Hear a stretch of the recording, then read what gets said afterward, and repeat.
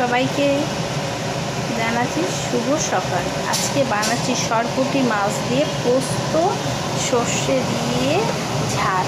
কীভাবে বানাচ্ছি? সরপুঁটি মাছ ভাজা হয়ে গেছে, পোস্ত সর্ষে আর পেঁয়াজ ভাজা হচ্ছে। পেঁয়াজটা একবার লাল লাল হয়ে গেল, সর্ষে পোস্ত দিয়ে দিলাম, নুন হলুদ লঙ্কার গুঁড়ো দেওয়া হলো। মশলাটা নাড়ছি, সামান্য সর্ষের তেল দিচ্ছি। মশলাটা কষানো হয়ে গেল, জল দিচ্ছ, মাছ দিলাম। মাছটা যখন ফুটে উঠবে সেই সময় মাছটা আমি নামিয়ে দেবো কাঁচা সর্ষের তেল। আজকের মতো বানানো হলো সরপুঁটি মাছ সর্ষে পোস্ত দিয়ে ঝাল। আপনাদের কারো ভালো লেগে থাকলে লাইক সাবস্ক্রাইব আর শেয়ার করুন। Bye bye. আমার মাছ হয়ে গেছে, এখন তো ঝোল